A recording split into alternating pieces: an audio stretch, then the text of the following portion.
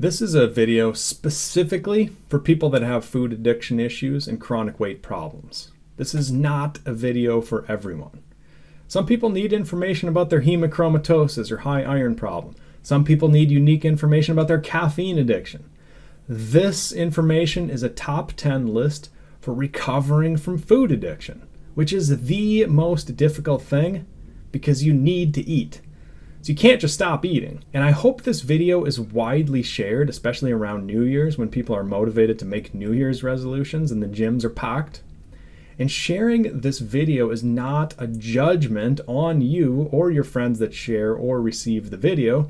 It's a list of rules from a professional. I do health consulting for a living, and I've literally talked to thousands of people. So I have a good idea of what works for people in extreme food addiction cases where people reverse obesity and they reverse diabetes in a maintainable way that can last a lifetime. And when I do DNA consulting, I intentionally keep my prices affordable so I can talk to everyone, not just a subset of rich people. So I have a lot of diverse experience on the topic of weight loss. So again, don't view this as a judgy thing, but being overweight is a type of sickness. And if you had any other type of sickness, all your friends would send you the best information they had available to help you fix that sickness. So that's what this video is. It's the best information available to help you fix your situation without quick fix drugs or impossible standards. Think of it this way. If you had cancer, your friends would try their best to help by sending you stuff that they know or learn about the best treatments and the best approaches and even the best doctors. They'd be concerned for your life, as they should be. And food addiction and obesity is a difficult situation. Everyone knows it, and this top 10 list is absolutely life-saving as well. Remember, knowledge is power. If you don't know what to do, you're not going to do it. You can't shoot archery at a target with a blindfold and expect to hit a bullseye. The more you know about your body and your food addictions and how your brain works, the better. So let's dive in. Now, like I said, I'm going to give you a top 10 list here. It sounds like a clickbait thing, but it just worked out that way when I made the list today. And you need to follow the list like your life depends on it, because it does. You need to make this list your code that you follow if you want to succeed here. It may seem ridiculous to make a silly list, but this is just how our brains are wired. We need to have a strict code to follow to get through difficult times. When you read about Warren Buffett, literally one of the richest people in the entire world, you'll learn that Warren spends $3.17 at McDonald's for breakfast instead of $2.61 if his stocks go down. It's absolutely ridiculous, but he has a code for life and a reward system that he is strict in following. Having a strict mental code works.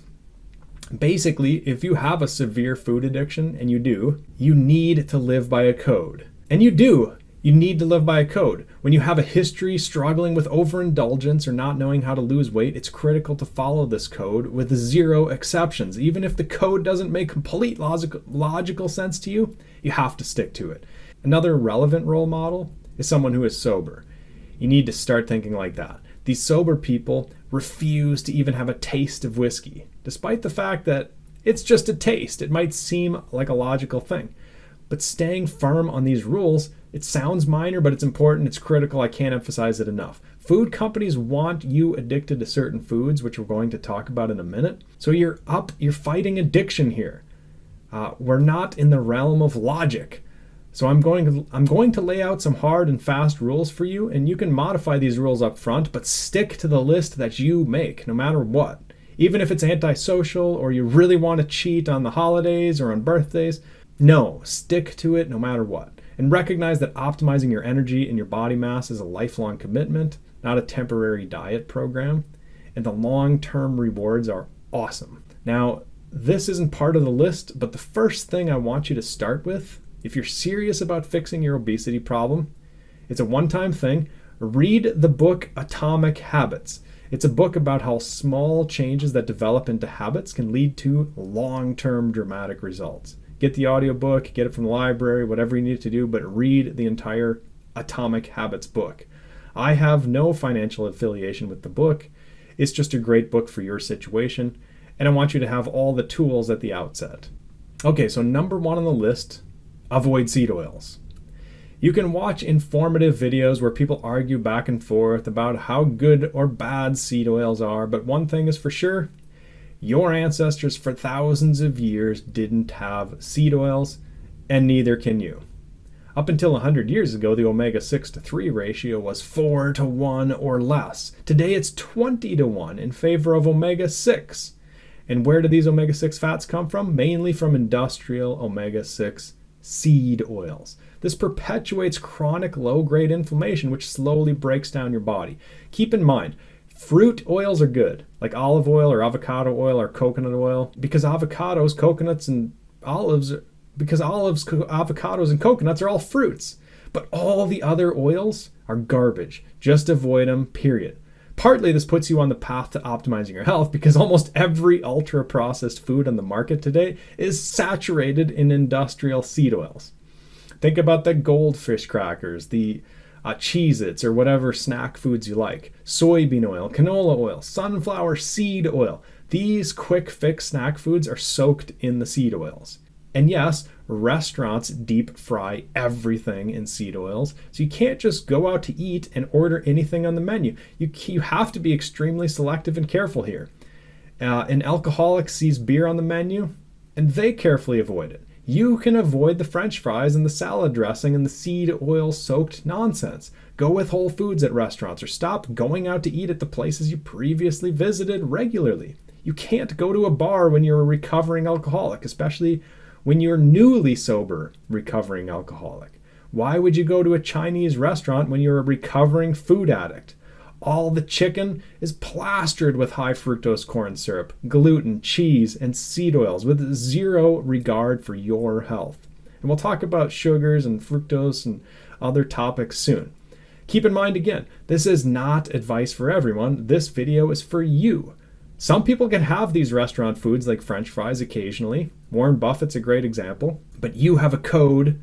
You've got to live by it. You need to completely avoid seed oils, and restaurants love seed oils, so watch out. Going to the grocery stores, it may take you a while to read food labels and find whole foods that you like and rely on for the future, but you'll eventually develop a specific go-to food list that you lean on without seed oils and other things on the top 10 list here. So read labels and put in the work. Number 2, zero artificial or even alternative sweeteners. Stop with the Diet Coke. I know you're having it all the time, and I know you're addicted to it, and I know a scientist told you it's okay. Stop cold turkey, no exceptions. Don't lie to me. I know you're drinking sugar-free Monster energy drinks or some equivalent of that. Everyone who is addicted to hyper-palatable foods does this, or at least 99% of the time. You might be an exception, but I doubt it. Avoid artificial sweeteners and alternative sweeteners. Don't even ask me in the comments about allulose or stevia. I said no exceptions here for a reason. These sugar alternatives confuse your appetite, they trigger your brain, so you just need to stop. The artificial sweeteners also are bad for your gut bacteria. But I'm talking about cutting all the sweeteners, not just the man-made ones. If you want to buy chewing gum, stop yourself. It has artificial sweeteners. If you want to buy low-carb coffee creamers, push pause. It has fake sweeteners. It's a no. Your ancestors for thousands of years didn't have these things. Neither should you, period, no exceptions. Remember, an alcoholic can't even have a sip of whiskey or it's a slippery slope. Looking for far out exceptions is a bad habit. You need to kill that habit. You can't rationalize hyper palatable foods because that's what got you into trouble in the first place. In other words, don't tell yourself a story about how it's okay for you in this specific case. It's not okay. I'm saying this because I know the comments are going to be filled with specific questions like, what about this sweetener? What about that sweetener? What about a little bit? The answer is still no. Don't amplify your brain response to foods and drinks. Okay, third, let's move past the fake sugar and talk about real sugar. You know what I'm going to say? Avoid sugar, zero, none. You can't have sugar. It literally activates the cocaine center of your brain. In fact, sugar is more addictive than cocaine in the long term. Sugar is the new cigarette smoking for your health. I don't care if you want a lifetime supply of free Pepsi, you need to stop having it. None on holidays, none on your birthdays, not even a sip of whiskey, none. And obviously this includes all the sugar alternatives that people sneak into homemade foods like honey or organic cane sugar. Be aware also that food corporations go a step further with this by adding maltodextrin, high fructose corn syrup, concentrated fruit juice, or my favorite wolf in sheep's clothing sugar, ja-akotu, which is castor sugar. Basically just pure sugar with a fancy Japanese name. These are all triggering the cocaine center of your brain, and we can't have that. Say no to sugar. Simple. Let's move on to number 4. While sugar acts in the cocaine center of our brain, there are 3 foods that act like heroin in your body. They activate the opioid receptors. Food scientists call these comfort foods because heroin or morphine makes you feel warm and fuzzy and puts you in a numb, deadened state. No cheating on this either, just like sugar. The 3 opioid foods are gluten, dairy, and soy. If you see any of these foods on any food label, and yes, you need to be carefully checking the food labels, you can't even have a sip of whiskey. You need to avoid these and keep them out of the house. The actual proteins are called casomorphine, gluteomorphine, and soy morphine, meaning these foods act like morphine in your body. They numb gut pain, and they are extremely addictive. This is why companies that make processed food literally add gluten, dairy, and soy to everything. And then they tell you whole grain bread is healthy and all that nonsense. They don't breed the wheat to have extra gluten because it gives food better consistency or gives it better shelf life. They do it to make you addicted to it. You think Robert Kraft of Kraft Foods really cares about your health? He cares about getting the charges dropped from the sex trafficking situation he was allegedly involved in. These big food and big pharma CEOs have zero interest in your health. Plus, you already know dairy, gluten, and soy are addictive. That's why you have them literally every day.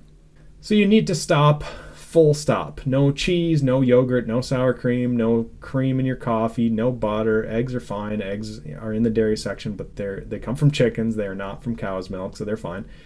It's funny how many people think eggs are dairy when I do DNA consulting. But avoid all the cheeses. 80% of milk protein is literally casein.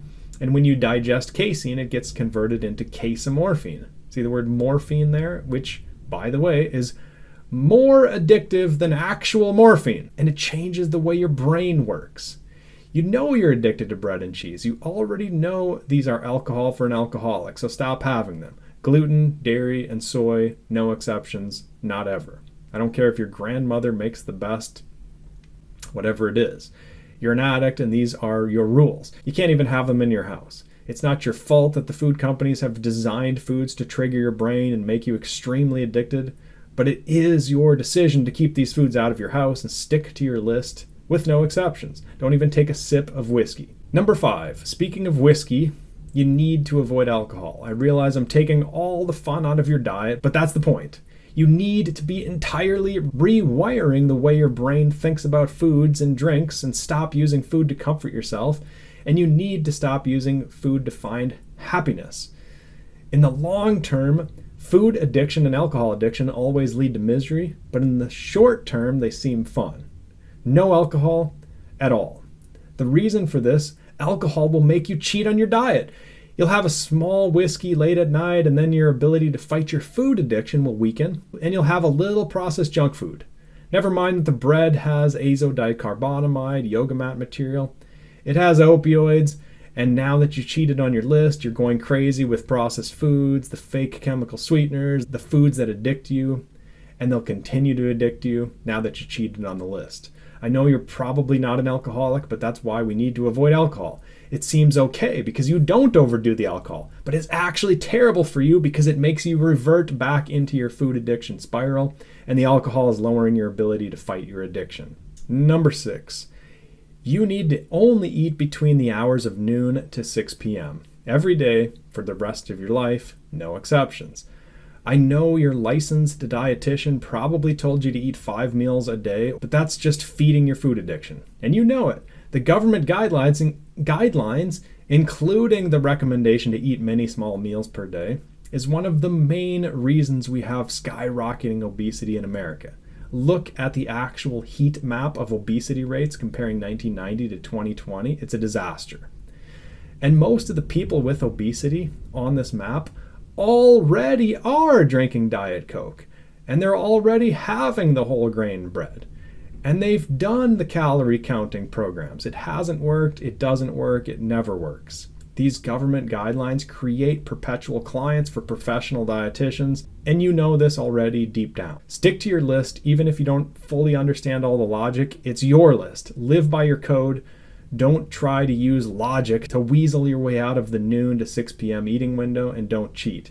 You need to fast every day for the rest of your life because you're addicted to foods, and the best way to counteract this addiction is to have a strict rule that squashes your inner bitch, as Joe Rogan calls it. Joe Rogan is a good example because he makes hundreds of millions of dollars, but he continues to run his company, stay healthy, and run the top comedy club in the country.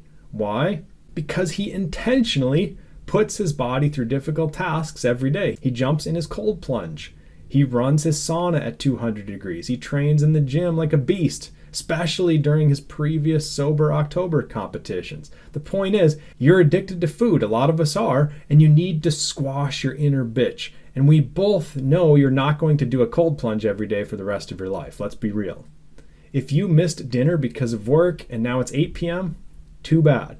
You just need to accept that you only get to eat once today. It's past 6 p.m. That's something your ancestors did frequently, by the way. They skipped meals, probably because food was scarce. And even if it's hard, that's your rule, and you need to stick by your rules. Number 7, you need to exercise every day for a full hour, preferably just walking, but rowing on a rowing machine works too. There are no exceptions to this, and you can do 30 minutes in the morning and 30 minutes in the evening, or 15-minute bursts 4 times a day. But the point is, you need to move, you need to walk, and you need to do it every day, 7 days a week. If your knees are bad, row on a rowing machine. Do something. You can always find something. It might be an overhead press with a broomstick for an hour. I don't care about the specific movement pattern. Just be sure it's something for that full hour. Furthermore, I recommend you go at a pace where you almost need to open your mouth to breathe, but you can still nose breathe. Meaning pace yourself with nose breathing, at least when you start, because it's healthier for your body, and also because you don't want to sprint out of the gate at a marathon. Nose breathing keeps the pace easy, relaxed, sustainable. This needs to be sustainable every day, even when you're 80 years old. Listen to podcasts or an audiobook while you're doing your hour of training. You'll learn a lot, and you'll learn to love it. But even if you don't love it, do it anyways. At least you'll hate it less as time goes on. Number 8, join a church and get involved. I'm not making a comment on what the church is or whether you even believe in the church or not, but you need to join a church and ideally start getting involved by volunteering your time. This centers your life on other people rather than centering everything on yourself. Happiness is self-forgetful love. And you won't find self-forgetful love on your phone or alone at your house.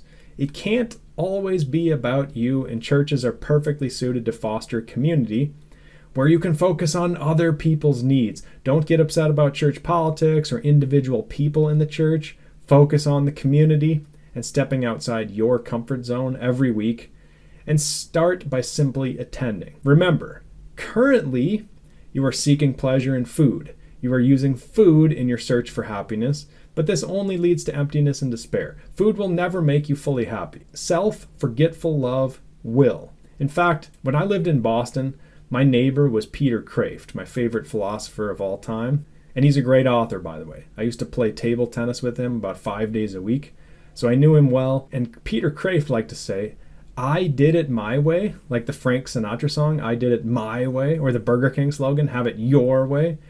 Peter Kraft used to say, this is literally the national anthem of hell. Think about that for a minute. I actually interviewed Peter Kraft on this very YouTube channel, but I'm unfortunately a terrible interviewer, so it wasn't the best example of the way he thinks and his ideas. But anyway, there is a reason a higher power is part of the massive success of Alcoholics Anonymous.